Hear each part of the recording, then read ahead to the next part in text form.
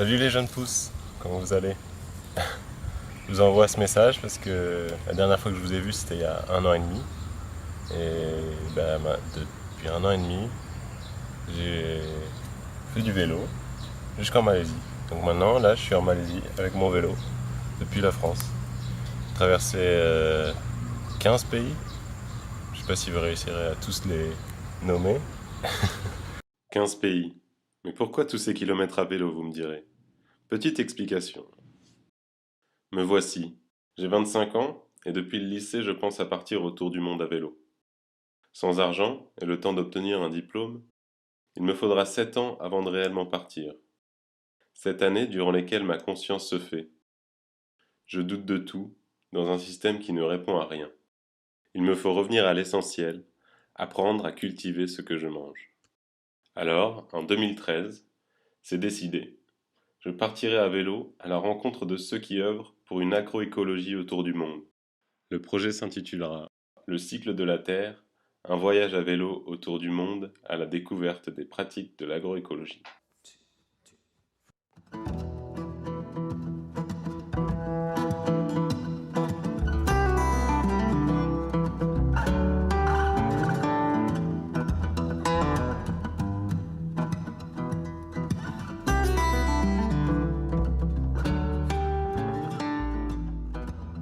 Tout commence un beau matin, en haut d'un puech, avec vue sur la Méditerranée que je vais longer.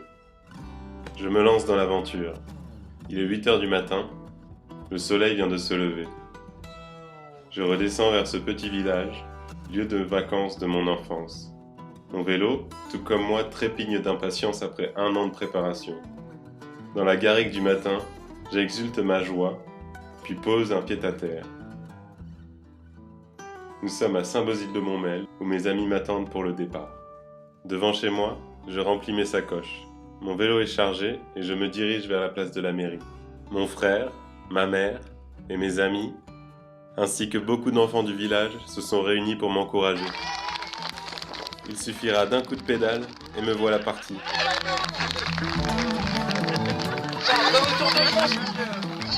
Les enfants courent derrière moi et mes amis me font signe.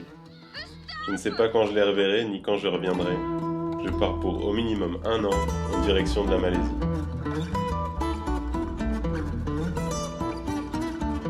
Je quitte Saint-Bosile avec quelques premiers coups de pédale libérateurs. Mais avant de partir loin, il me faut comprendre ce qu'est l'agroécologie, avec pour première destination les jardins de terre et humanisme.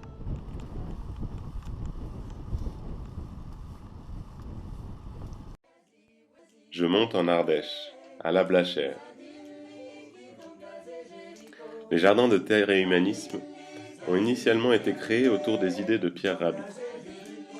Ils ont vocation à démontrer que même en partant de terres pauvres et dans un climat sec comme celui du sud de l'Ardèche, les techniques agroécologiques permettent de cultiver des jardins nourriciers.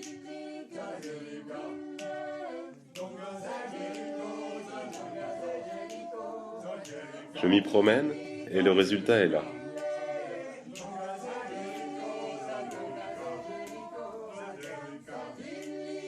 Dès mes premiers jours dans les jardins, je suis ébloui par la diversité des légumes, des fruits, des fleurs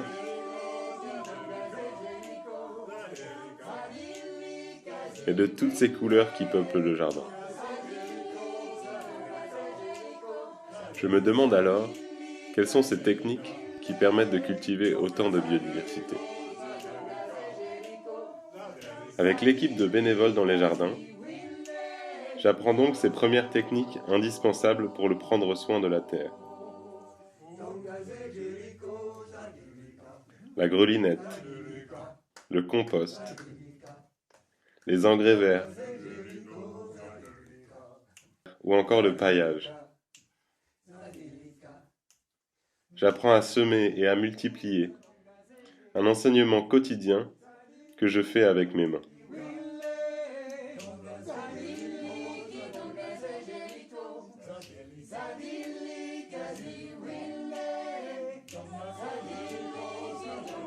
Au-delà de la dimension technique, c'est la dimension humaine qui m'a aussi marqué à Terre Humanisme.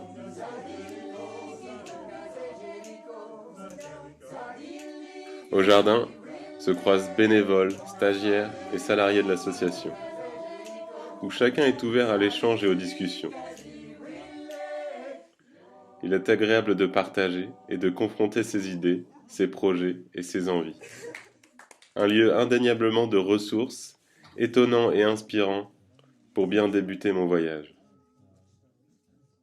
Ma bicyclette me mène ensuite vers les Cévennes, vers ceux qui vivent un peu en autarcie, dans les montagnes, à l'image des moines qui ont façonné toutes ces terrasses.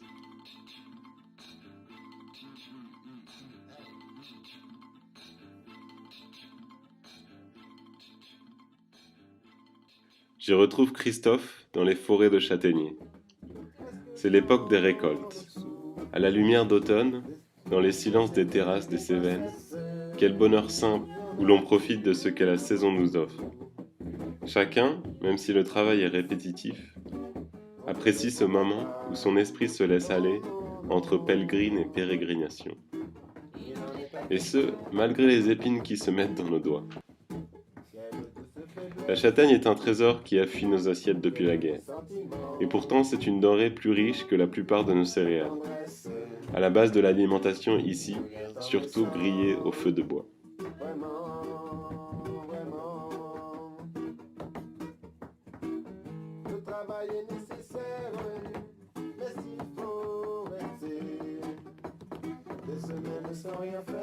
Le fresquet m'offre l'expérience de la vie simple, où l'on se retrouve près du feu, à jouer de la musique et à échanger avec les autres habitants. Comme cette famille néo-zélandaise qui voyage avec leurs enfants de 4 et 6 ans, et qui m'aidera à réparer mon vélo avant de me voir repartir.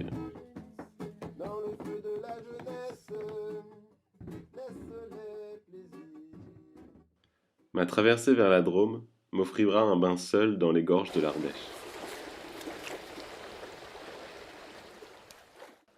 Ma tête commence à avoir les idées claires et fraîches. Je médite une nuit dans une grotte avec des chauves-souris,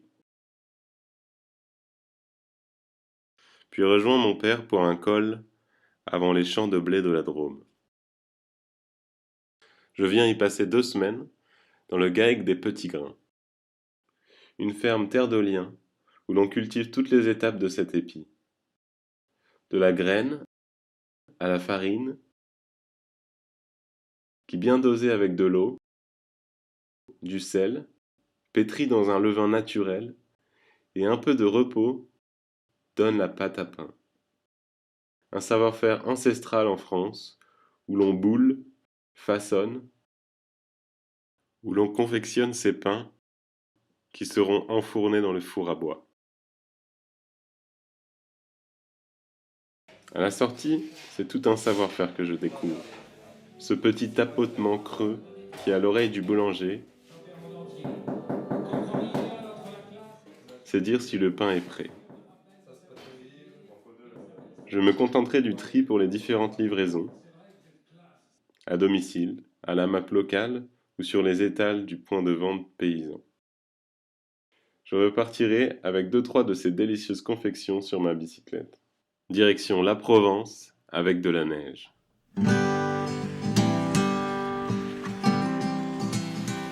Deux jours à pédaler dans ces paysages blancs, les brebis et les lavandes ayant mis leur manteau blanc. Un peu plus loin, dans les collines, les oliviers et ces pépites noires m'attendent pour être récoltés. J'aide Patrick pour sa récolte. Au filet et au peigne, les olives vertes sont récoltées fin novembre.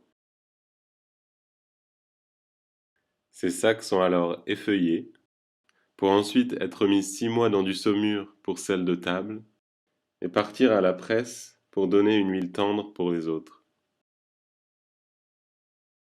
Une expérience de récolte hivernale, avant de franchir, derrière les gorges du Verdon que j'aperçois, ma première frontière.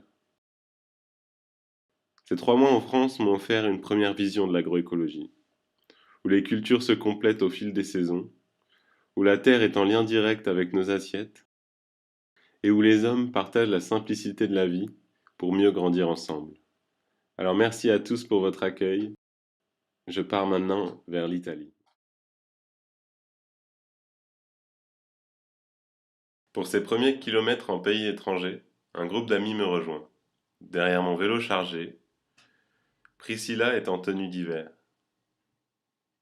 Et Fabien pédale sur un drôle d'engin pour deux. Il a remis en état ce vieux tandem et il y a accroché une carriole bien chargée. Marilus complète l'équipe pour faire avancer la bicyclette. C'est parti pour une traversée de l'Italie d'est en ouest.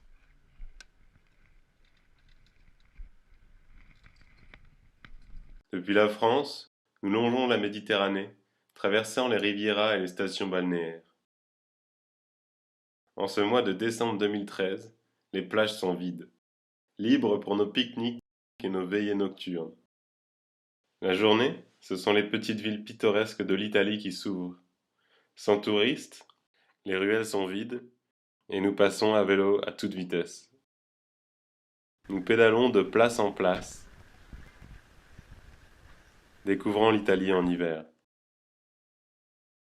Plus loin, la côte est sauvage et nous empruntons des petits chemins de traverse. Nos chargements n'aimeront pas les vibrations et nos postérieurs souffriront un peu. Nous sommes finalement contents de retrouver le pavé, car un peu plus loin, une surprise nous attend.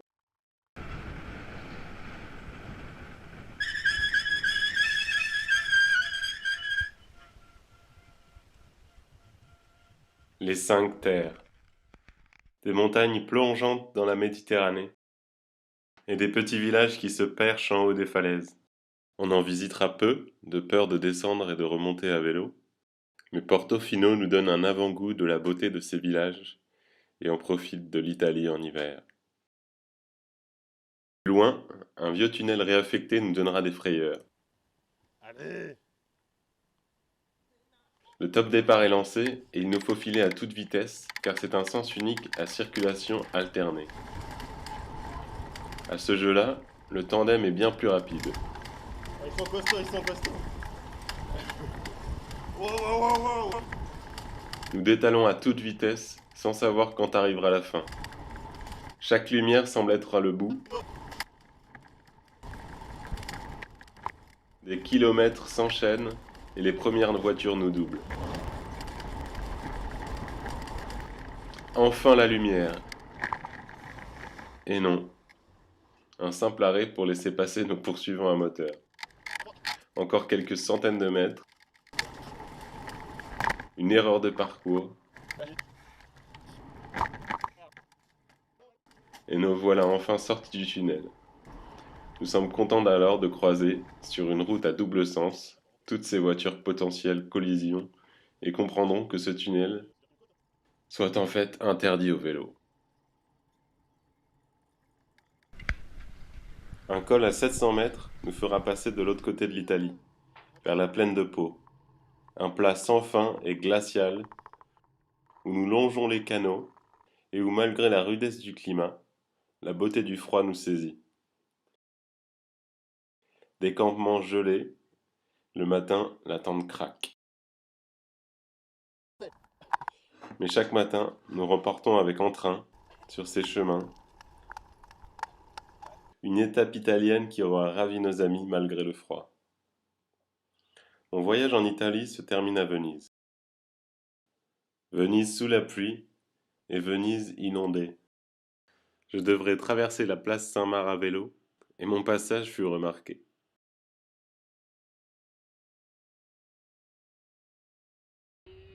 Je quitte Venise par la mer et l'Italie par la même occasion. Direction les Balkans.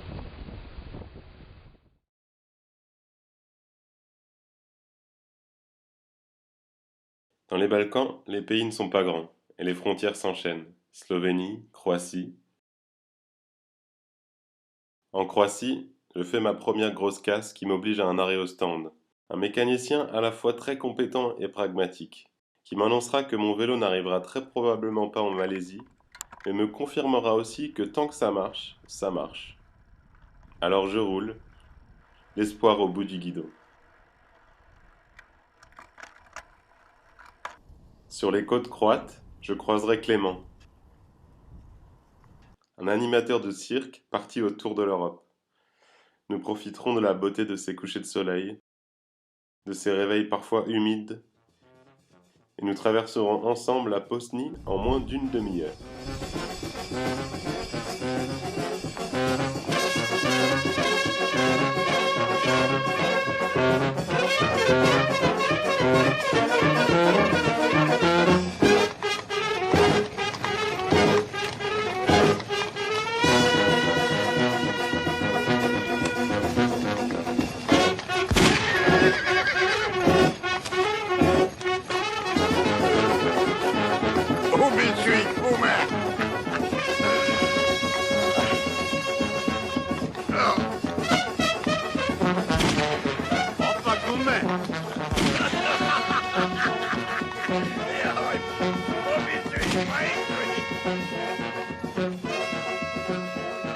Après la Bosnie, je quitte Clément et rejoins mon père au Monténégro pour quelques kilomètres.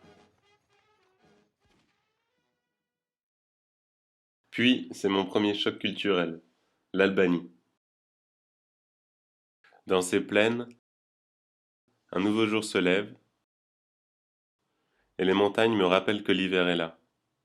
Les paysages changent, les villages se parent de minarets et au bord des routes, la taille des fermes change, les moyens de transport également. Dans les champs, l'attraction est animale et les paysages alternent entre grande beauté et pauvreté évidente. Le calme des lacs me donnera à penser.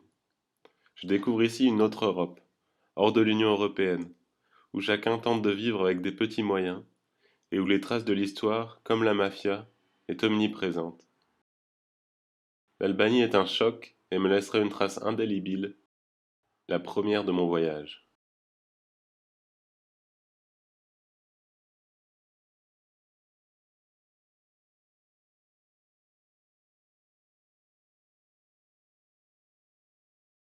Après plus d'un mois de bicyclette et des milliers de kilomètres, il est temps de ralentir pour découvrir la Grèce autrement.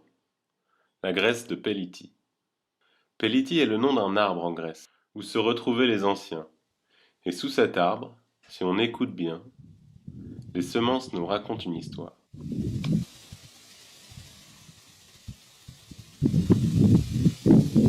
Nous venons de loin. Nous avons traversé les siècles et les millénaires pour venir jusqu'à vous. Nous avons affronté le vent, la pluie, la neige et les becs des oiseaux pour venir jusqu'ici. Nous avons offert aux hommes des récoltes miraculeuses, des champs aux 1000 couleurs, de savoureux fruits, et apporté la joie à tous les villages que nous avons traversés durant tout ce temps. Aujourd'hui, certains hommes s'approprient notre don pour en faire de l'argent. Ainsi, beaucoup parmi nous disparaissent. Les soi-disant pas beaux, les moins productifs, les trop petits, sont abandonnés.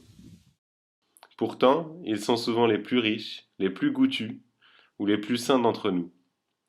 Alors pour nous sauver, nous nous cachons aujourd'hui dans les montagnes et avons besoin de protecteurs pour prendre soin de nous.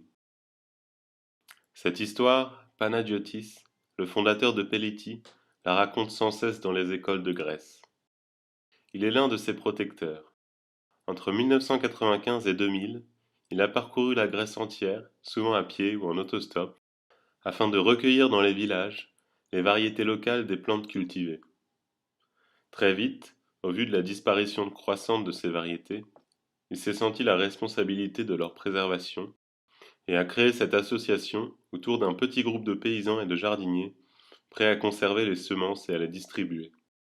Aujourd'hui, l'association conserve près de 2000 variétés au sein d'une banque de semences grandissante. Il existe désormais 12 groupes locaux Pélitie en Grèce, et je suis accueilli dans 2 d'entre eux. À Perdikas, avec le groupe local, je trie mes premières semences. Mais je découvre très vite que Pélitie n'est pas qu'une histoire de semences. C'est une vraie communauté qui se retrouve, où des amis se réunissent pour sélectionner, trier, en s'acheter et échanger des milliers de semences de variétés anciennes. Tout ça dans la joie et le plaisir d'être ensemble.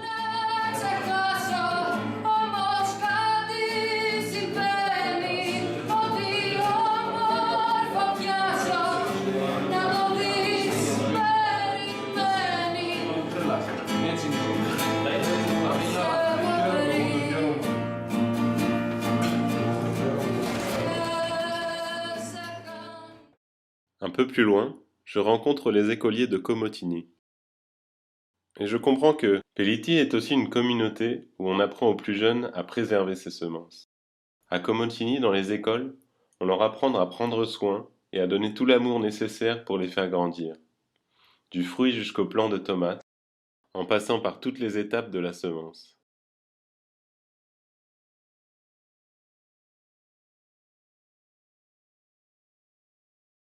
Et avec l'aide des adultes le soir, c'est aujourd'hui un festival où près de 10 000 plants potagers sont donnés gratuitement aux familles de la ville.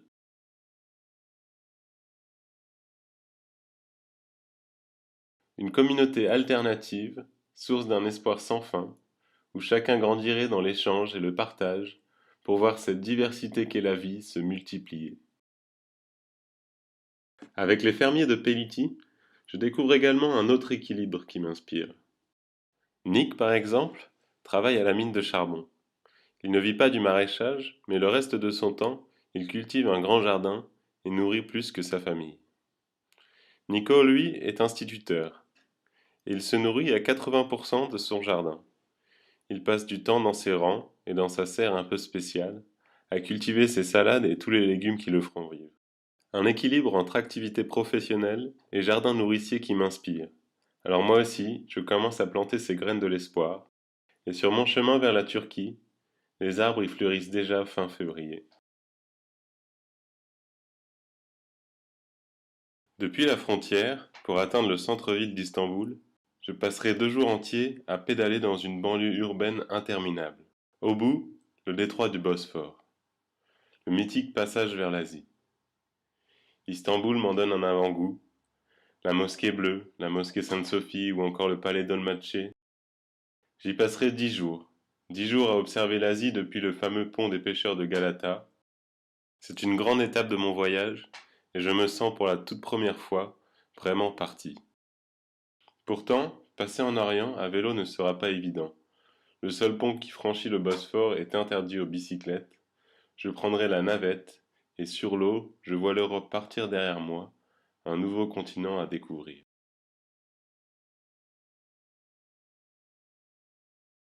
Je longe la mer Noire, 3 semaines seul sur ma bicyclette. Je découvre la Turquie autrement. Des infrastructures en expansion partout, qui traduisent l'essor économique et la politique actuelle.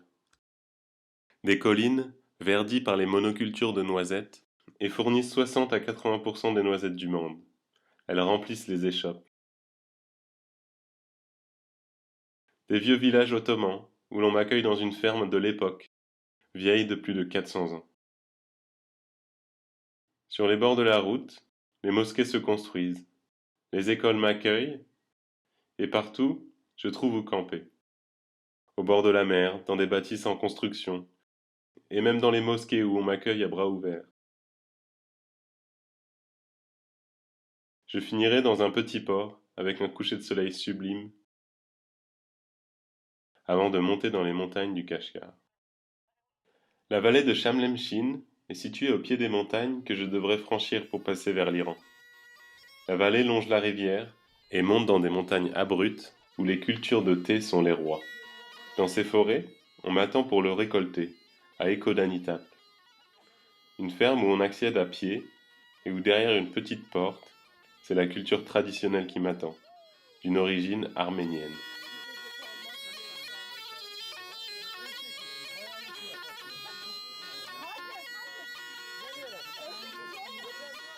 Dans les pentes où on le récolte, je me rends compte de la difficulté de la tâche.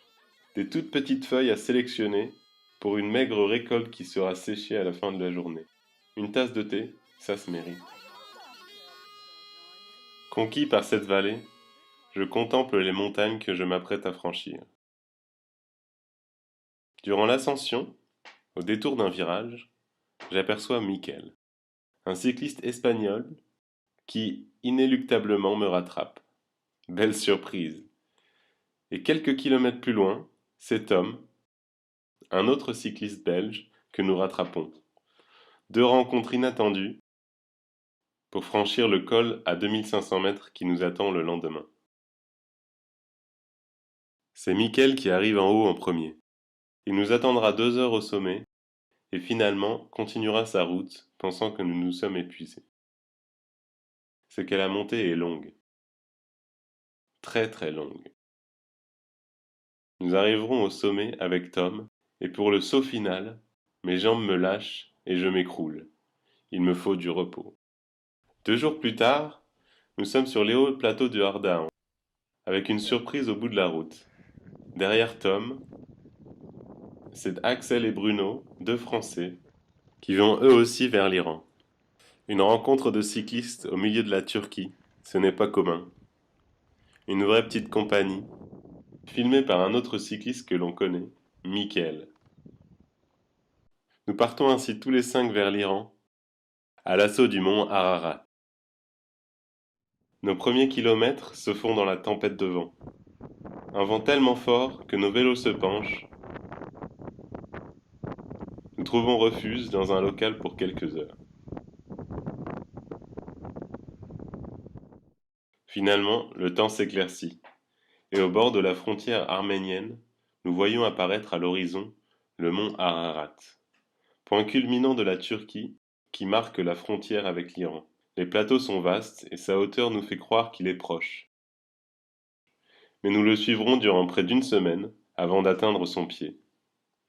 Sa cime enneigée est sublime et le symbole de cette traversée de la Turquie, toute trouvée pour célébrer ça avec notre hôte turc.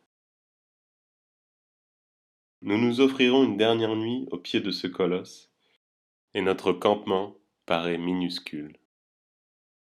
Nous passerons une nuit magique, remerciant nos étoiles turques.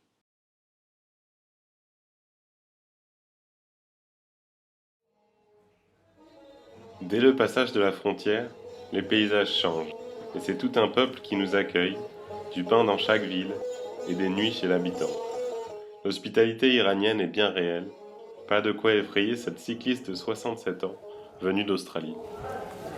Je profite des derniers soirs avec mes acolytes turcs, une dernière nuit sur un lac salé d'Ouriem, où nous vivrons une tempête, une dernière aventure ensemble avant de se dire bon voyage. Mes amis partent vers le Turkménistan, tandis que je continue mon voyage vers le sud de l'Iran. Un voyage solitaire sur les routes désertiques de l'Iran. Des kilomètres et des kilomètres sans arrêt.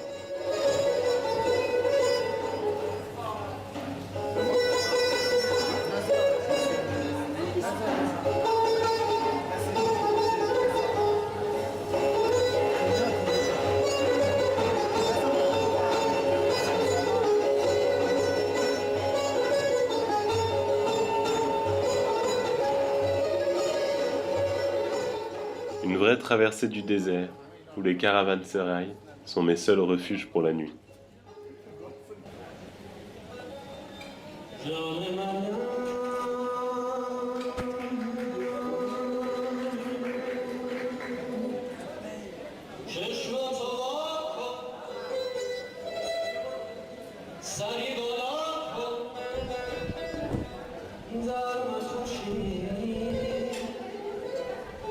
شد هوا سپید وقتی اون رسید که بریم به صحرا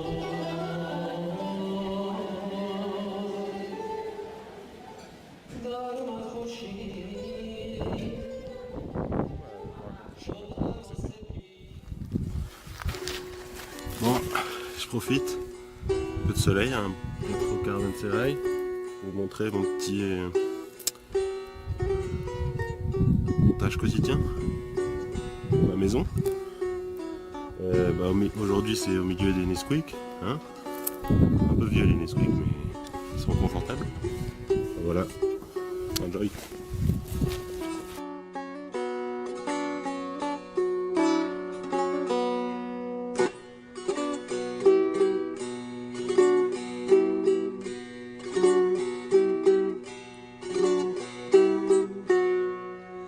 ای ساربان ای خاربان لیلای من کجا میبری با بردن لیلای من جان و دل مرا میبری ای ساربان ساربان کجا می روی لیلای من چرا می بری ای ساربان کجا می روی لیلای من چرا می بری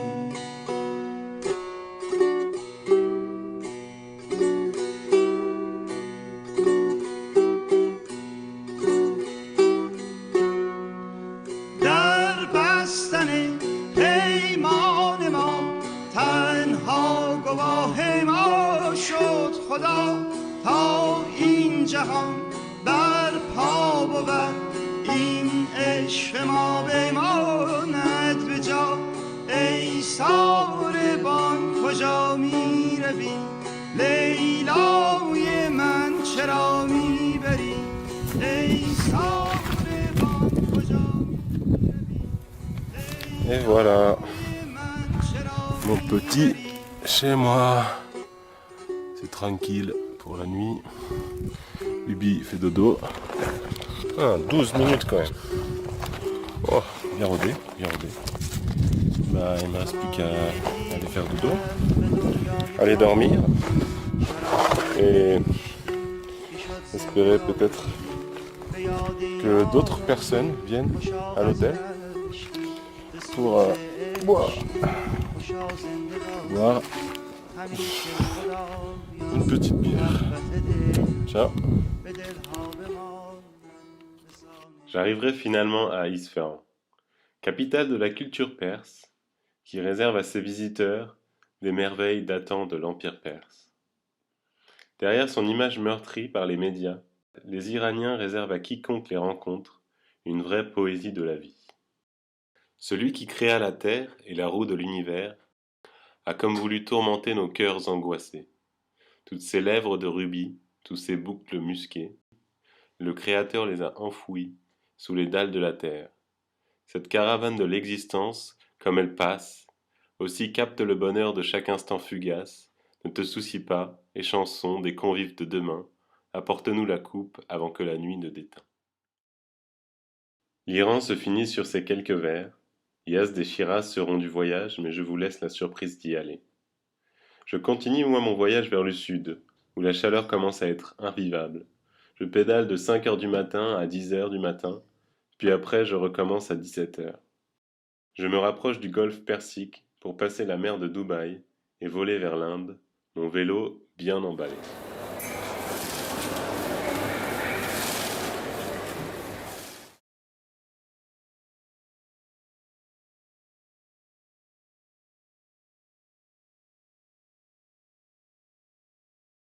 J'arrive à Anadana au milieu de la nuit.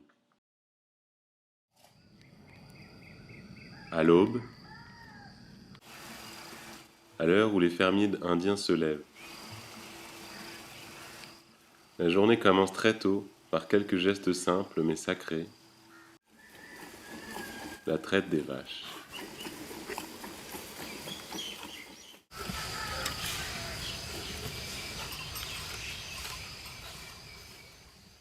Le soleil se lève près de Bangalore dans le sud de l'Inde. Et le lait de la traite matinale est partagé entre les fermiers. La journée commence autour d'un chai, le thé traditionnel au lait frais.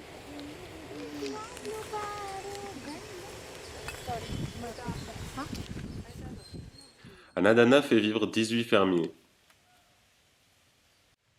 Son activité vise à donner plus d'indépendance aux paysans qui cultivent les terres de l'Inde grâce à la production de semences.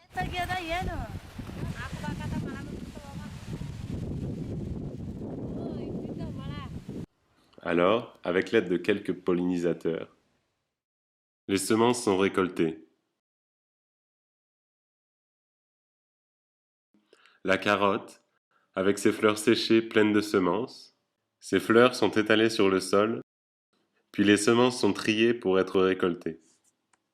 Les semences de concombre, elles, doivent être récoltées dans leur jus. Ce jus devra fermenter quelques jours avant d'en extraire les semences qui seront séchées. Toutes ces semences sont séchées et viennent remplir une banque de semences riche de centaines de variétés qui partent aux quatre coins de l'Inde. Chaque année, les semences sont replantées, comme ici, un mélange d'engrais verts.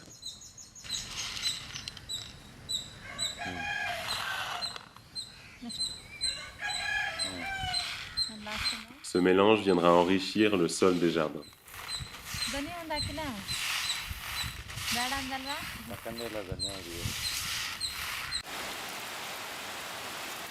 Ce bruit, c'est le son de la mousson. Les champs sont inondés. Les fermiers cultivent alors le riz qui les nourrira toute l'année.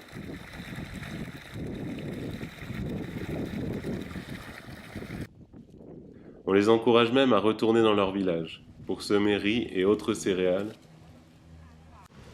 et participer ainsi à l'émancipation de la communauté. Contrairement à la grande majorité des fermes en Inde, ici on partage nourriture et produits de la ferme. Les 18 fermiers sont autonomes en nourriture, chaque famille se nourrit des légumes qu'ils cultivent. Je découvre alors la richesse des plats indiens suivant une tradition végétarienne. Annadana est une véritable communauté qui offre pour la liberté des semences et surtout pour la liberté des paysans indiens. Happy birthday to you. Happy birthday to you. Tous les fermiers sont responsabilisés pour plus d'autonomie et l'ensemble des décisions est pris en concertation pour tout ce qui concerne la ferme. La ferme est un lieu d'accueil, de formation et de vie, un exemple qui m'éclairera beaucoup sur la situation des paysans en Inde. Je suis heureux de partager un mois à leur côté. Je suis de retour sur ma bicyclette, sur les petites routes de l'Inde que je découvre. Le climat change, les gens aussi, et la nourriture est plus tropicale. Et au bout d'une petite route, je rejoins une communauté.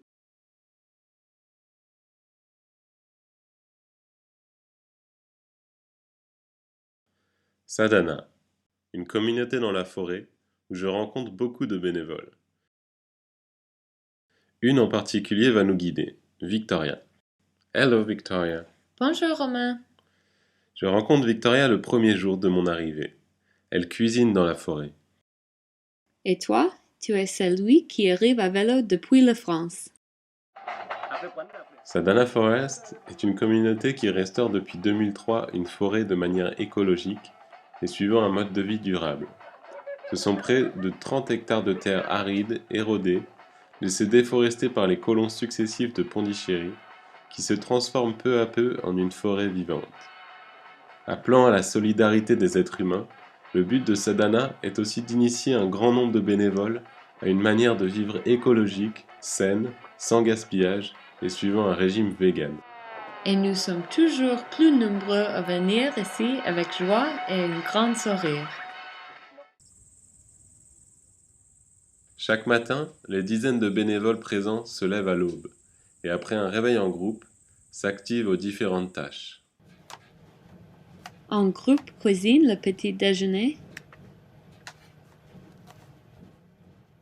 Un autre prépare le mélange nutritif pour les arbres. D'autres réparent les outils.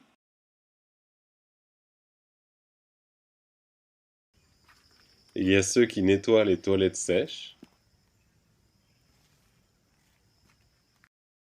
Et bien sûr, ceux qui plantent des arbres. Chacune de ces tâches participe à l'épanouissement de la forêt.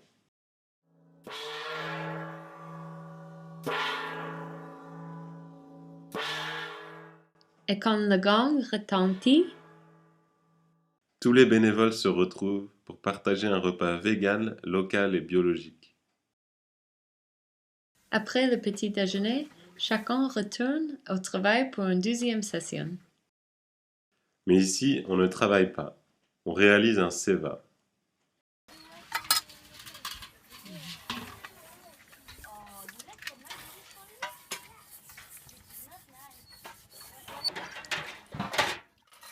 Seva, en sanskrit, c'est un service désintéressé que l'on fait pour le monde.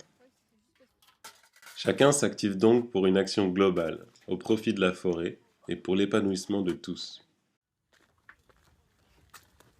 Après 2 ou 3 sevas, Sadhana passe le reste de la journée à profiter des atouts de la communauté. Des ateliers sont proposés par les bénévoles pour développer ses talents, ses connaissances et ses savoirs.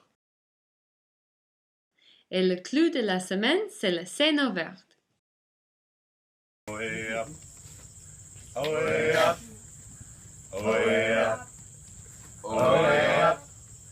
In Sadhana, forest Sadhana, we're growing trees tonight. Sing Sadhana, dance Sadhana, we're growing trees tonight. Hori Mawe, Hori Mawe, Hori Mawe, Hori Mawe, Hori Mawe, Hori Mawe, Hori Mawe, Hori Mawe. Guter Mond überm Silbersee, heiße Glut, wärmt den kalten Tee, Kiefernwald in der Nacht und noch ist der treue Tag nicht erwacht. Rise up, morning.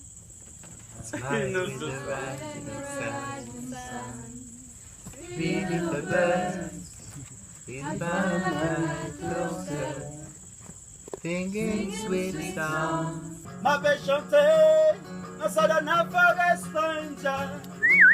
Y'a pour nous regarder, ma chanter créole haïtien. Et d'aime chanter la la la la la la la la la la la.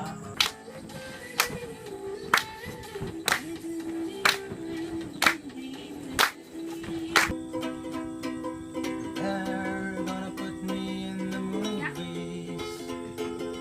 They're gonna make a big star out of me. A film about a man who's sad and lonely, and all I gotta do is act naturally.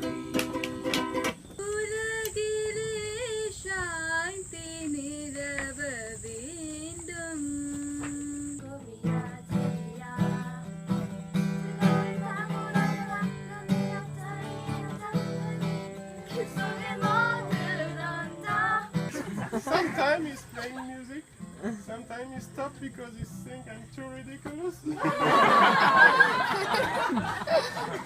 yeah, this was my personal sadhana. Thank you.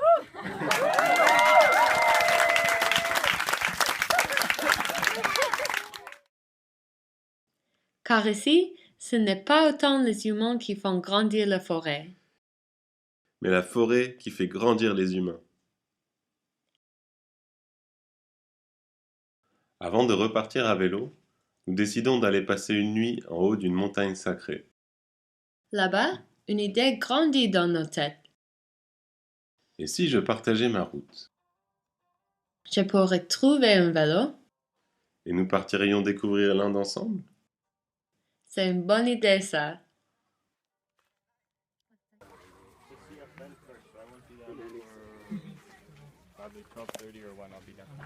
Et voilà. Allow me to introduce Blue Wonder. What is this? Un vélo atypique, avec 7 vitesses qui marchent et un porte-bagages solide.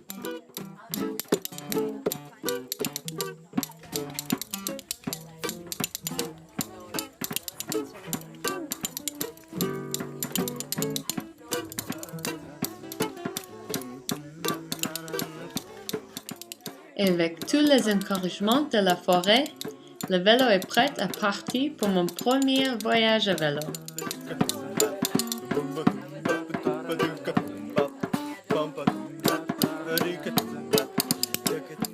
Et avec ce drôle de chargement, nous partons découvrir les petites routes de l'Inde.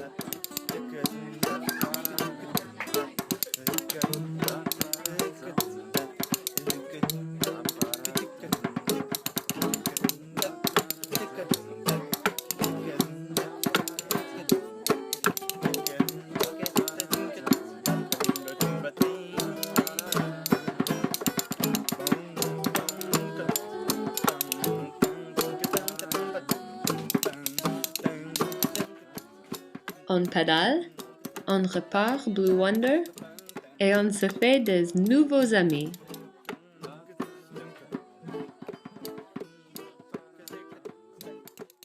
Parfois un simple bonjour lors de notre pause déjeuner. Et beaucoup nous accueillent pour la nuit. Et on apprend vite que si guest is God. Nous sommes des invités, accueillis comme des rois. Musulmans, hindous et chrétiens, nous sommes toujours les bienvenus. Même les écoliers nous invitent. Pour un moment d'échange. Comme la fois où nous rencontrons une classe de malentendants, avec lesquels Victoria passe l'après-midi à essayer de traduire les signes américains et les signes indiens.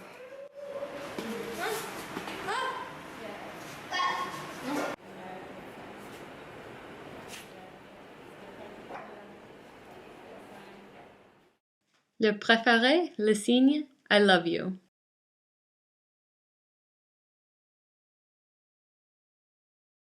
Nous ne savons jamais réellement à quoi nous attendre. Comme ce matin-là où nous sommes invités pour le thé. Et où tu finis habillé en tsari avec du rouge à lèvres. Et quand la fleur arrive, il est possible qu'il nous ait mariés. La lune de miel est toute trouvée. Du vélo sous la mousson.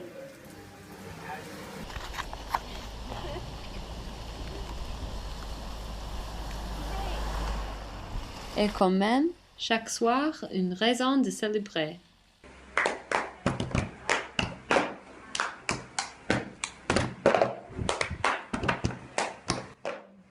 Nous partageons la joie que nous recevons dans une culture où la danse et la musique sont toujours présentes.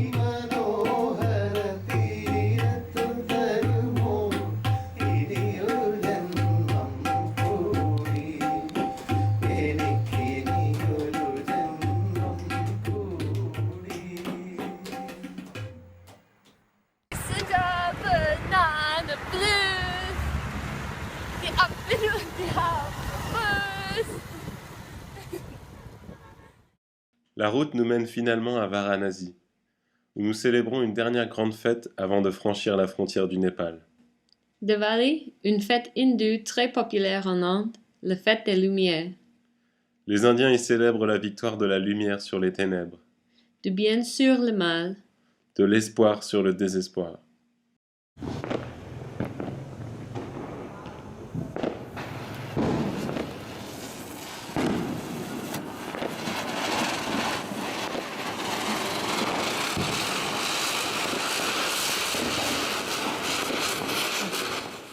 Quand je suis partie de Sedana avec Roma et Blue Wonder, je pensais voyager 2 semaines à vélo, juste pour essayer.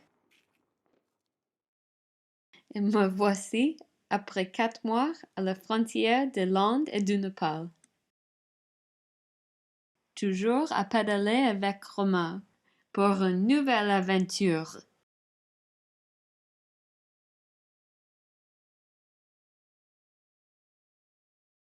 Le Népal est un pays connu, surtout pour ses paysages incroyables. L'Himalaya est sans doute à couper le souffle. Pourtant, au pied de la montagne, à Katmandou, c'est d'un autre souffle dont nous allons vous parler. La capitale du Népal est engluée dans un nuage de pollution quasi permanent. Et la cause de cette pollution? à 60% dû au trafic routier, a trouvé ses combattants. Des cyclistes locaux comme notre hôte Madukar, qui essayent de faire changer les mentalités ici. Madukar, avec l'aide de ses amis, sa famille et d'autres cyclistes, s'efforce de promouvoir la pratique du vélo à Katmandou. Nous avons la chance de prendre part à un rallye cycliste qu'il organise. Un tour de 45 km autour de Katmandou, à travers les villages traditionnels, pour promouvoir la pratique du vélo. Nous pédalons en compagnie de Marc, le frère de Romain, de 3 autres Français et de 150 cyclistes népalais.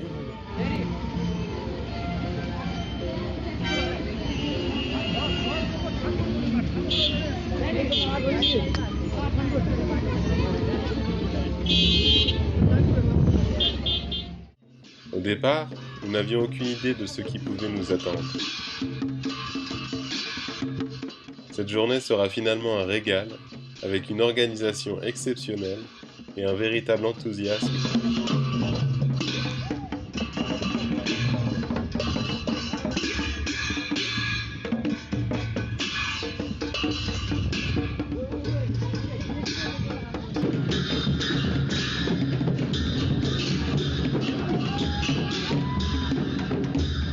À chaque étape, on nous empile sur nos fronts la tika locale, ainsi que quelques fleurs dans nos cheveux.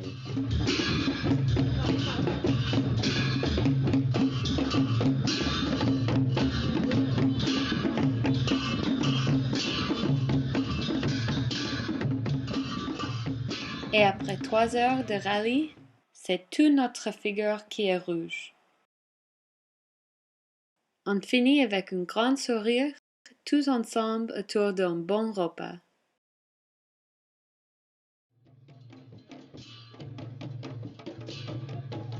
Merci à Madukar et toute l'organisation de nous avoir conviés à la fête.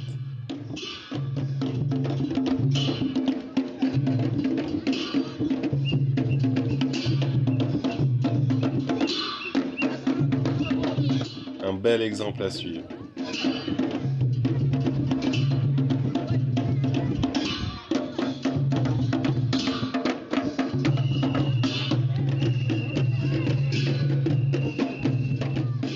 Avec tout l'amour, la joie et l'esprit de ce voyage avec moi, c'est ainsi qu'il se termine.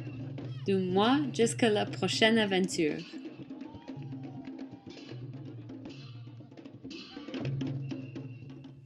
Un grand merci à mon incroyable vélo Blue Wonder.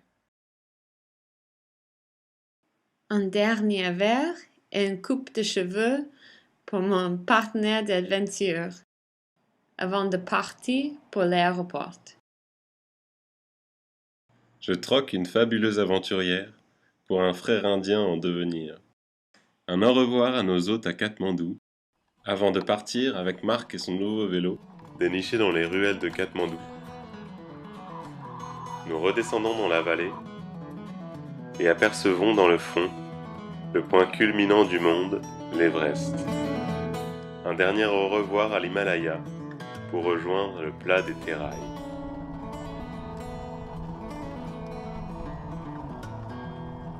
Les débuts de Marc à vélo sont difficiles. Une chaîne casse dès les premiers kilomètres, une roue se perce et les premières montées sont bien hardies.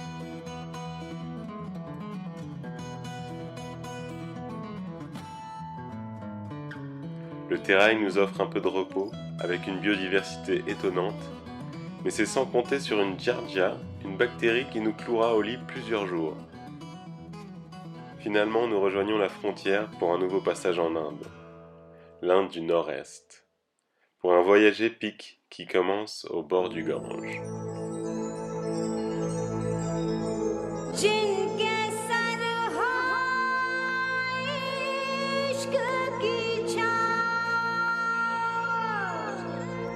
Chaiyya छैया छैया चल छैया छैया छैया छैया छैया छैया छैया छैया चल छैया छैया छैया सारे इश्क की छाँव चल छैया छैया सारे इश्क की छाँव चल छैया पाँव जन्नत चले चल छैया छैया पाँव जन्नत चले चल छैया चल छैया छैया छैया छैया चल छैया छैया छैया छैया चल छैया छैया छैया Chaiyya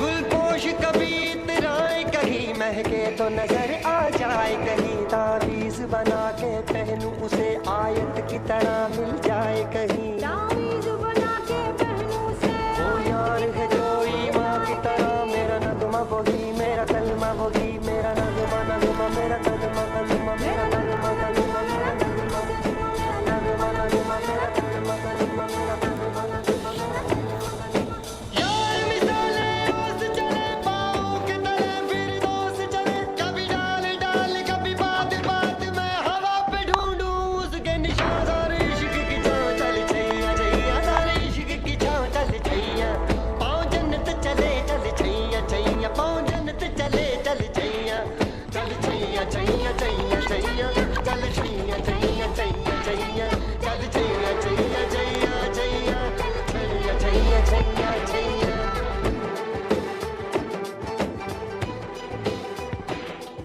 Finalement, au bout de l'Inde, nous passons Noël dans la forêt. Et le Nouvel An à la frontière du Bangladesh, avant de rejoindre la Birmanie. Dès la frontière franchie, la paix des campagnes birmanes nous surprend. Après des mois d'Inde agitée, c'est un peuple calme et souriant que nous trouvons dans la tradition bouddhiste.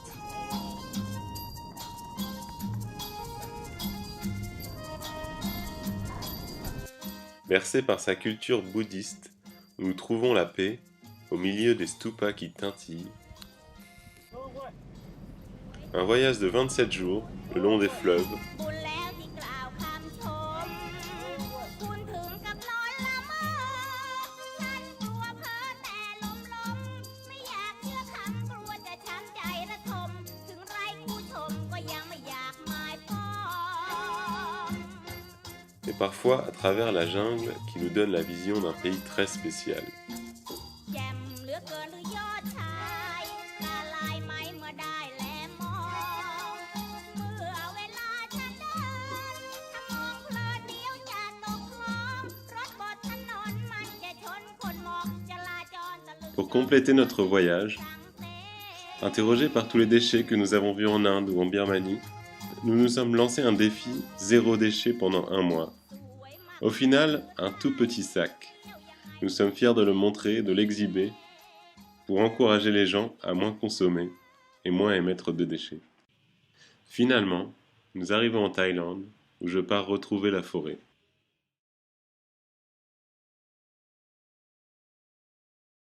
Pour trouver la forêt, je remonte dans le nord de la Thaïlande, à l'époque où le soleil est caché par la fumée des brûlis de sous-bois, pratique courante en Asie. C'est sous-bois où je pars à la découverte de Panya Project. À Panya, on pratique la permaculture, rire quelques-uns des principes de la permaculture. Le premier est simple, observer et agir. Alors observez et n'oubliez pas que la beauté est dans les yeux de celui qui regarde. Je vous propose une vision d'ensemble, sans se focaliser sur les détails, car cet arbre cache la forêt de Panya.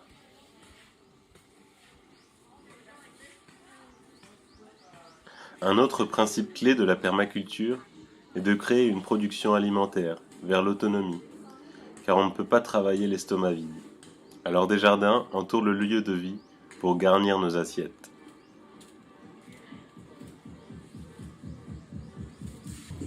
Le suivant est d'intégrer plutôt que de séparer, car plus on est nombreux, moins le travail est dur.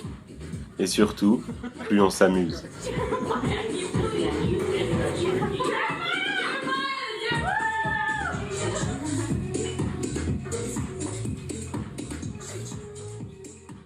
Ici, pas de gaspillage, pas de manque.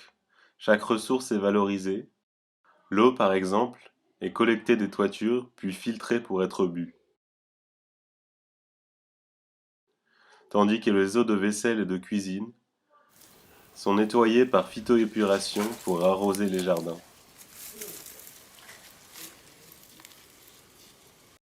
La diversité des activités est valorisée, afin d'être moins vulnérable. Dans la forêt, ananas et bananes poussent. Autour, ce sont les cochons d'Asie qui se pavanent.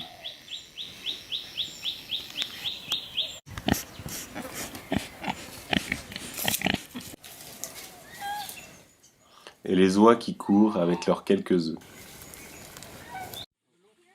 Plus loin, on utilise les ressources du lieu. Ici la terre,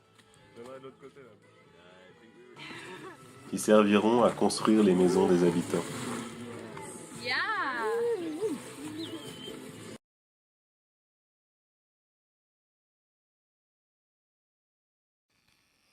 Une toile d'araignée d'ensemble pour plus de résilience.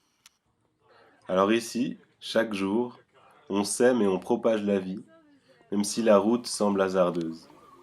La bonne route n'est pas toujours la plus fréquentée. Alors la permaculture use de ce changement nécessaire pour y réagir de manière créative, ensemble et avec joie. Ready?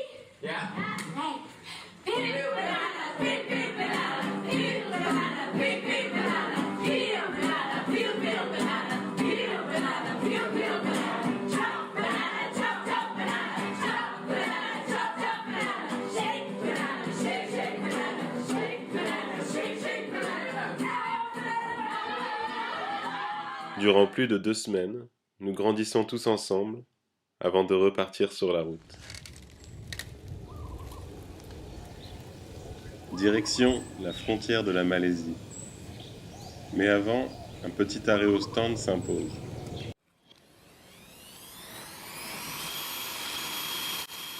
Mon dérailleur menace de tomber depuis près de 1000 km. Il est temps de lui donner une nouvelle vie avant de partir vers la Malaisie. Ma patte de dérailleur est remise en état, de quoi rouler serein jusqu'à la Malaisie. Je longe la péninsule sud de la Thaïlande, avec pour seul objectif la frontière de la Malaisie. 1 an et demi de vélo et de rencontres pour en arriver là. Sur mon chemin, on m'a souvent demandé où j'allais. Parce qu'il fallait bien une réponse, je répondais la Malaisie. Mais dans un voyage, n'est-ce pas le chemin qui importe, plus que le but? La Malaisie en sera le parfait exemple. Sur ces routes, je fais le constat criant de l'impact de notre consommation sur les forêts tropicales. Entre une mangrove étouffée sur les côtes et les montagnes abruptes, ce sont des kilomètres et des kilomètres de palmiers, à perte de vue. Une déforestation de près de 80% de la forêt tropicale en Malaisie et en Indonésie. Et tout ça pour produire cette fameuse huile de palme. Je traverserai ces cultures sur près de 500 km, de quoi me faire réfléchir. Heureusement, comme partout, il y a ceux qui font naître l'espoir. Pour les trouver, il faut toujours chercher un peu, au milieu de la mangrove ou de la forêt. Mais cet espoir est en chacun de nous. Alors je les trouve, et je passe 2 semaines dans une ferme, où l'on prône l'autonomie,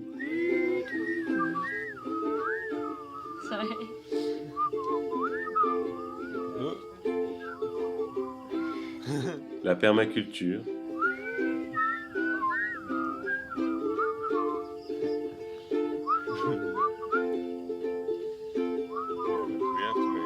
Don't worry, be happy.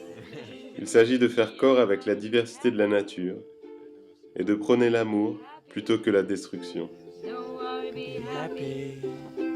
Don't worry, be happy. happy. a place to lay your head. Somebody came and took your bed, don't worry. Be happy. Une approche avec beaucoup d'humanité, où chacun a sa place, avec ses qualités, ses défauts et son petit grain de folie. Look at me, I'm happy. Don't worry. Je termine ainsi cette traversée de l'Eurasie par quelques messages de paix et d'amour pour le futur.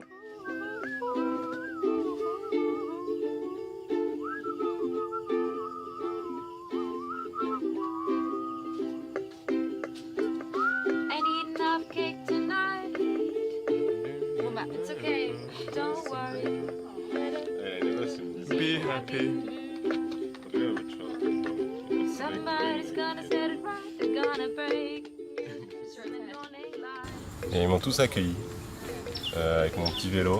Ils m'ont tous accueilli chez eux, j'ai pu dormir chez eux, me faire des nouveaux amis. Faut pas non plus avoir peur d'aller voir ses voisins et d'aller visiter des pays lointains. Ils sont tous comme nous et ils aiment tous avoir de nouveaux amis. Alors je suis arrivé en Malaisie, donc maintenant il faut que je rentre en France. Donc je peux pas rentrer en vélo parce qu'il y a l'océan, ou alors je pourrais rentrer par la Russie. Mais j'ai décidé d'aller en Amérique du Nord pour pouvoir faire le tour du monde et rentrer en France. Déjà près de 20 000 kilomètres, à travers le monde, ses cultures, à la découverte de l'agroécologie, mais surtout à la découverte de la grande humanité qui nous unit tous. J'y ai appris à préserver le vivant, le sol, les semences qui nourriront la vie.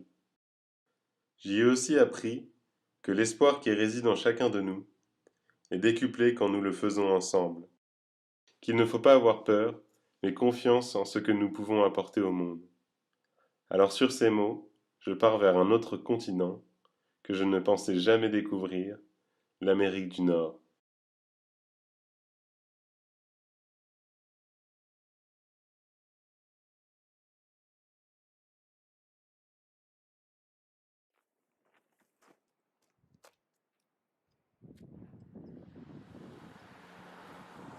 May 2015. Victoria, we have to do it in French.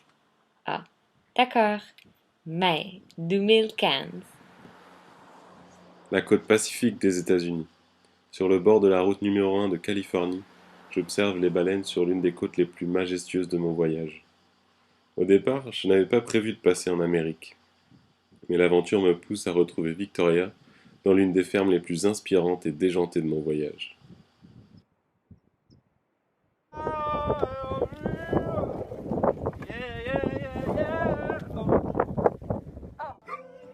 First generation farmers.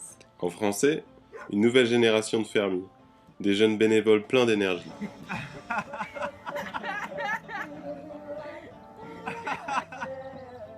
Chaque matin, leur but est de remplacer le quart de fermiers américains qui part à la retraite en 2020. Ensemble, ils planifient et cultivent les terres noires du delta de la Californie, avec des rendements plutôt impressionnants. Beetroots, Des betteraves, onions, des oignons, tomatoes, des tomates, cabbage, des choux, kohlrabi, des choux raves, and kale. des feuilles de chou vache. L'après-midi, au compost, la mission des bénévoles est de transmettre aux plus jeunes. Ladybugs! What are they doing? They're making soil! High five! Yes! Il faut s'assurer que la génération suivante soit elle aussi prête à relever le défi des fermiers. Une ferme communautaire pour tous. On y partage autant les savoirs que la nourriture. Et au marché, c'est un prix libre. Take what you want, pay what you can. Prends ce que tu veux, paye ce que tu peux.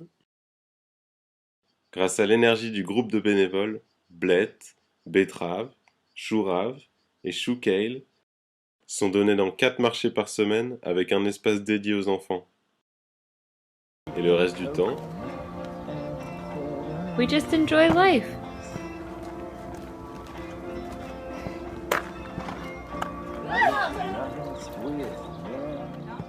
puis il faut repartir. Where are you going? In heaven. To heaven? Which way? Next tree. The next tree. You ready for a scream? Yeah, I want you to scream with me. okay. 1, 2, 3.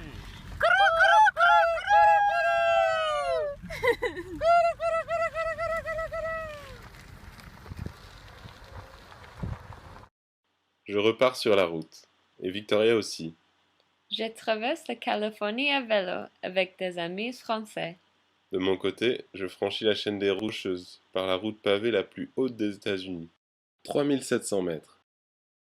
Pas facile. Mais de l'autre côté, il y a le Colorado. Et un nouveau défi commun qui nous attend.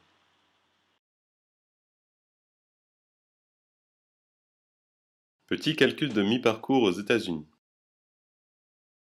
Mon visa se termine dans 1 mois et je dois encore parcourir 2000 km jusqu'à la frontière du Canada. Et moi, je dois être à New York dans 1 mois. Oula, attends, va falloir qu'on pédale vite. Comment on va faire? J'ai une idée. Allez, on y va! Dans le garage, on remet sur roue les vélos. On se prépare à la traversée du Midwest. Mais Victoria, c'est quoi ton idée? Un carton, un stylo, empty truck, pick us up. Camion vide, prenez-nous. Du vélo stop. Ok, on essaye. Mais d'abord, du vélo.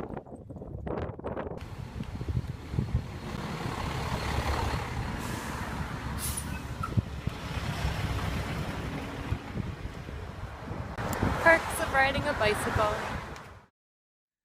Sur nos bicyclettes, on redécouvre sans cesse la joie de notre liberté.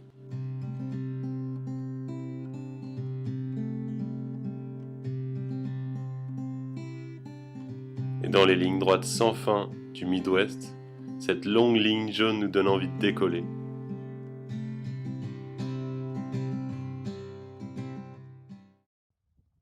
Très vite, dans un paysage un peu différent, on retrouve les habitudes alimentaires que nous avions en Inde avec Victoria. Un régime vegan. Wouhou! Pas de viande, pas de fromage, pas de beurre, pas de miel. Oui, mais des légumes, des fruits, des pois chiches, des noix, des graines et beaucoup d'autres choses. En somme, rien qui vient des animaux pour plus d'harmonie avec la nature qui nous entoure. Alors, du thé le matin, avec notre rouleau à la banane et au beurre de cacahuète préféré, jusqu'au spaghetti le soir, On a le sourire végétalien. quand vient la nuit, les préaux des parcs nous offrent un abri parfait en cas de pluie. Et la lisière d'un bois, un réveil tout en douceur. Partout, nous trouvons où camper. Dans une prairie, Dans un stade, dans un jardin, dans un camping gratuit, à l'herbe étrangement bien coupée. avec une histoire marrante. Nous sommes réveillés au milieu de la nuit parce que nous pensons être un orage. Romain est sorti en sous-vêtements pour mettre le double toit. Dehors, je réalise que ce n'est pas un orage qui nous mouille. Mais l'arrosage automatique. J'attrape la casserole et une banane pour couvrir notre arroseur. Et tu reviens mouillé dans la tente. Mais jamais de quoi troubler notre sommeil. Napping on park benches.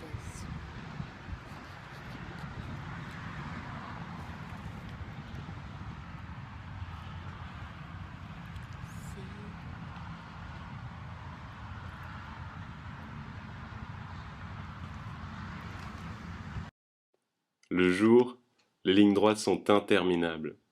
Et il n'y a personne. On ne croise que de maïs.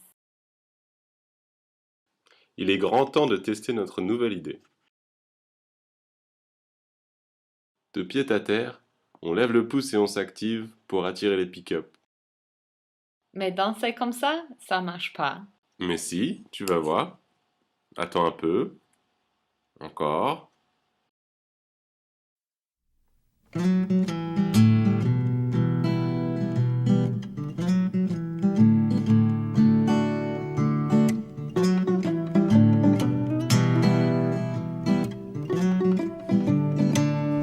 l'aide qu'on reçoit est étonnante.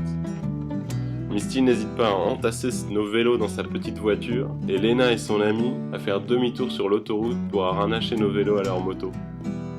On finit même à l'arrière d'une voiture de police qui vérifie nos identités mais nous emmène quand même 20 km plus loin. Sur le bord de la route, nous sommes heureux d'attendre pour une nouvelle rencontre et son histoire. Comme Dan, Alpaga Dan comme on le surnommera. Notre premier stop qui nous raconte comment il a dévoué sa vie aux enfants en difficulté en élevant avec eux des alpagas. Des relations humaines qui bouleversent la vie et qui rendent plus beau notre voyage. How do you say hello to a Le vélostop ça marche donc. Mais on vous cachera pas que c'est aussi un peu d'attente, Beaucoup, de la perte d'espoir mais pas toujours. et surtout beaucoup de faux rires. Ça d'accord. Et les longues heures au soleil nous font parfois perdre la tête.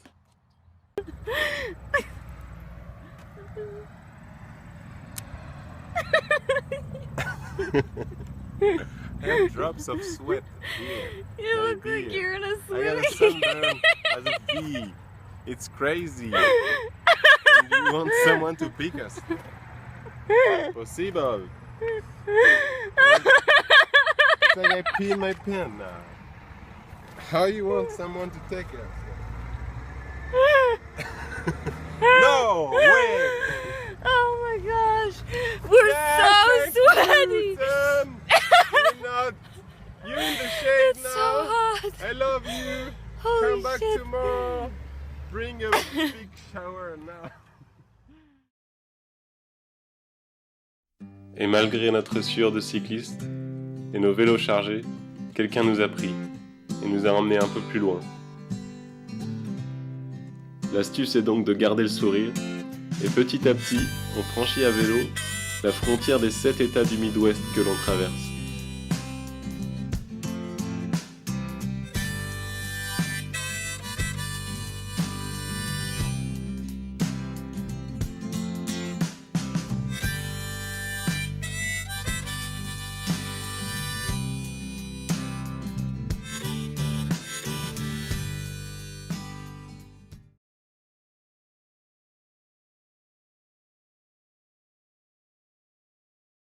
Durant cette longue traversée, nous observons les pratiques agricoles du Midwest. Une monoculture industrielle avec 2 cultures principales. Corn and soybeans. Des hectares et des hectares de maïs et de soja. Des champs désertés par les hommes où seules les machines s'aventurent. Dans une petite ville, nous rencontrerons des enfants à qui nous demandons si leurs parents sont agriculteurs. Leur réponse n'est pas très satisfaisante. Our parents aren't actually farmers, like they don't grow food. Ces cultures ne sont donc pas faites pour nourrir les hommes. La majorité du maïs est dédiée à la nourriture des animaux, et l'autre partie à la production d'éthanol ajouté à l'essence. Le soja, lui, 70% OGM, finit en huile pour le biodiesel. Alors où sont les fermiers qui produisent de la nourriture ? Nous en rencontrons au Michigan. The Williams Family Farm. Une famille qui, au petit matin, récolte un maïs sucré.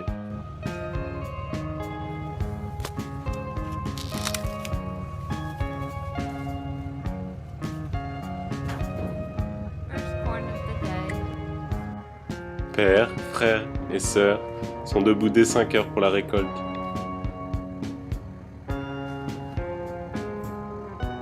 À cette époque, c'est toute une communauté qui attend ce maïs doux. Il faut le délivrer frais chaque matin pour remplir les stands. C'est toute la famille qui se lève alors. Grand-mère, mère et enfants pour remplir le stand et fournir assez de légumes et de maïs à toute la communauté.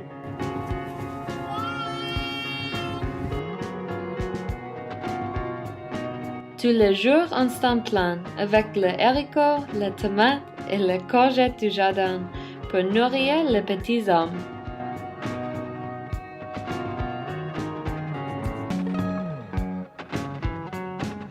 Comme à FGF en Californie, c'est un travail d'équipe à la ferme, où chacun s'active pour récolter ce que nous offre la terre. Le dernier soir, Nous plantons les gousses d'ail qui grandiront pour nourrir cette famille et sa communauté. Alors merci à la famille Williams qui nous aura redonné le sourire. Pour quelques kilomètres, nous renfourchons nos vélos pour rouler pas trop vite vers Détroit et son expérience de ferme urbaine.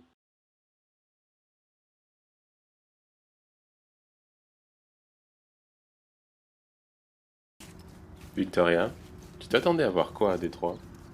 Des usines et des maisons abandonnées? Ah, je vois, à cause des crises à Détroit.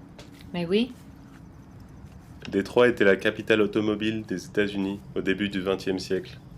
Elle a grandi avec cette industrie jusque dans les années 50. Puis elle a subi les crises économiques successives et la délocalisation des usines. En 50 ans, elle a perdu plus d'1 million d'habitants. Et aujourd'hui, elle a un tout autre visage. un visage vert.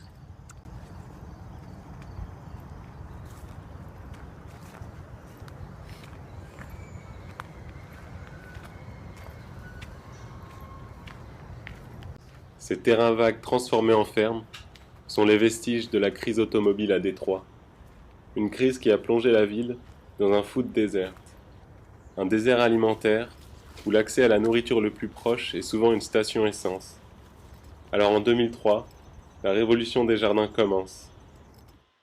Et comme Greg, plus de 1200 petites exploitations urbaines produisent dans les jardins de Détroit un quart des légumes vendus sur les marchés de la ville. De quoi me faire sauter de joie pour mon dernier jour de visa aux États-Unis. Nous repartons heureux sur la route vers la frontière du Canada.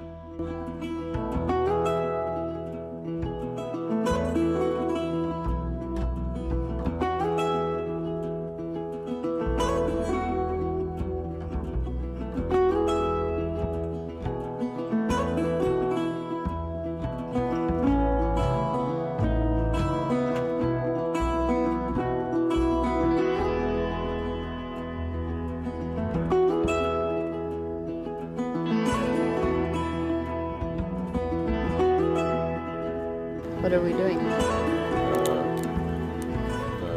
We are planning the next adventure. What is it? Une dernière tempête. Comme un bouquet final avant de nous séparer, où toutes les couleurs de notre traversée nous saluent.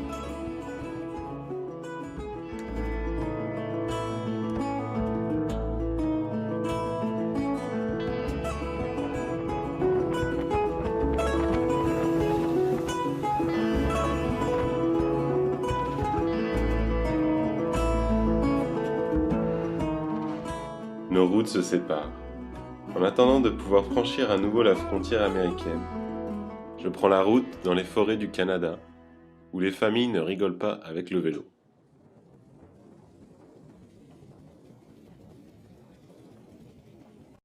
J'atteindrai finalement le Québec. J'y passerai 1 mois à faire des expériences de maraîchage et à préserver les semences dans un climat différent que sous les tropiques, mais avec autant de variété. Finalement, ma bicyclette et son chargement auront raison du douanier. Je peux franchir à nouveau la frontière des États-Unis. Me voici à New York City.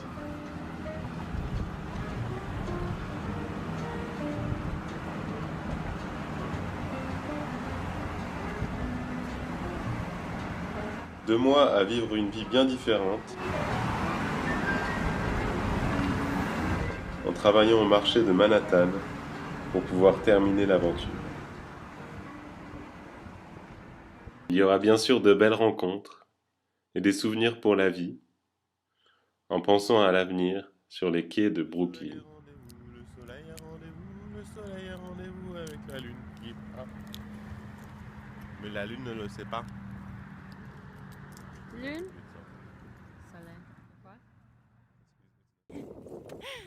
Alors, dans les couleurs new-yorkaises de l'automne, je pars pour une dernière aventure, direction Cuba.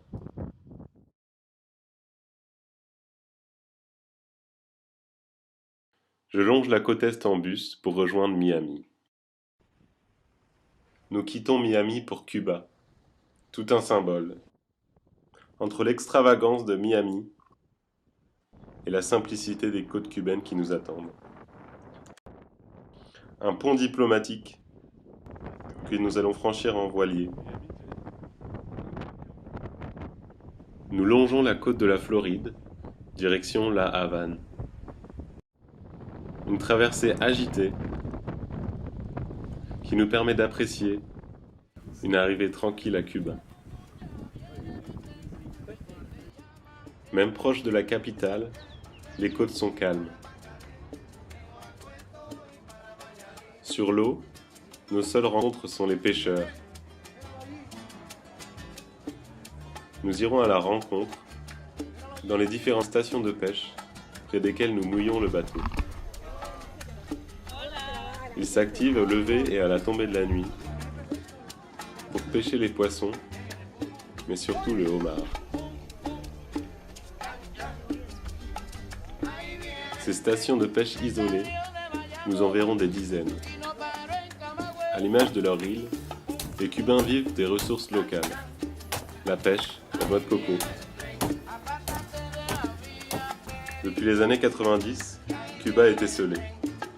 Alors elle doit faire avec et produire ce qu'elle mange. Cuba s'est donc mis à l'agroécologie depuis près de 25 ans. Ce sont des petits marchés locaux, avec un choix limité, mais toujours bien fourni. Moi, sur l'eau, et eux dans les montagnes, j'en croiserai peu. Mais les témoignages sont nombreux, et les fruits délicieux. Un dernier dépaysement dans mon aventure, qui se termine pour nous sous l'orage.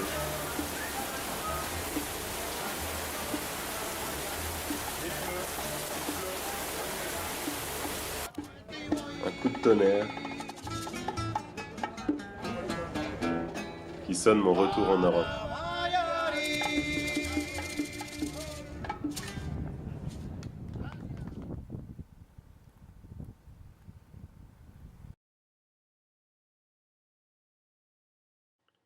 Je rejoins en avion l'Espagne pour finir mon aventure sur ma bicyclette.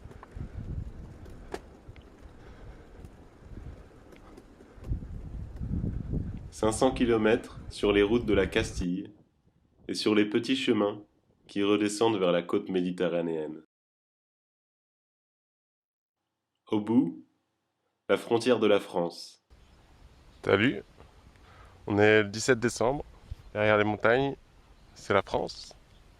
Un petit effort, un dernier col, et on est arrivé. Ça monte, ça monte.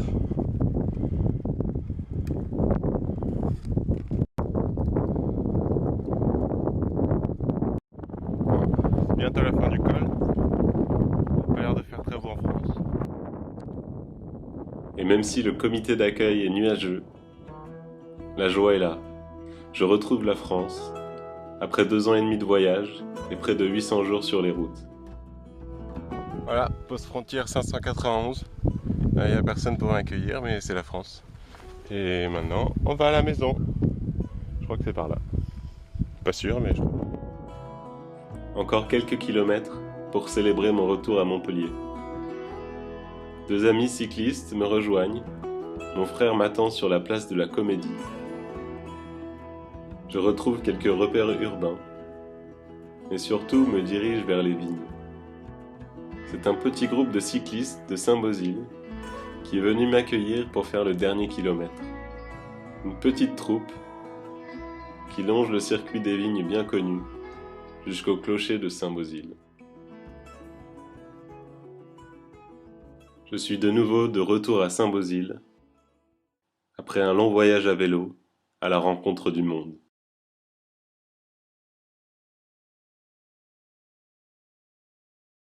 Na na na na na na na na na na na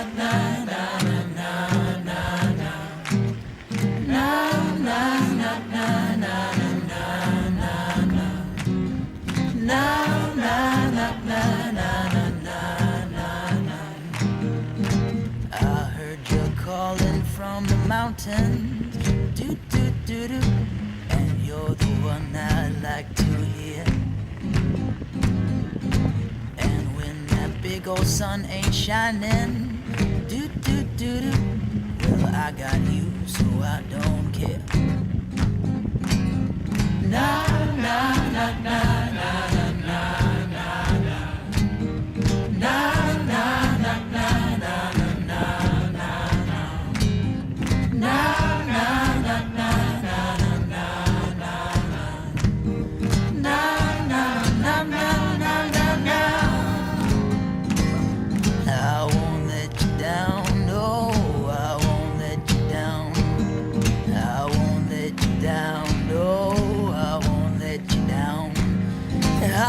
Let you down, no, I won't let you down. I won't let you down, no, I won't let you down. No, no, no, no, no, no, no, no, no, no, no, no. Ba ba da da da da da da.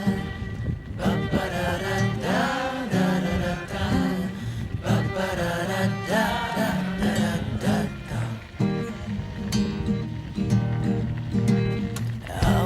You down, I won't let you.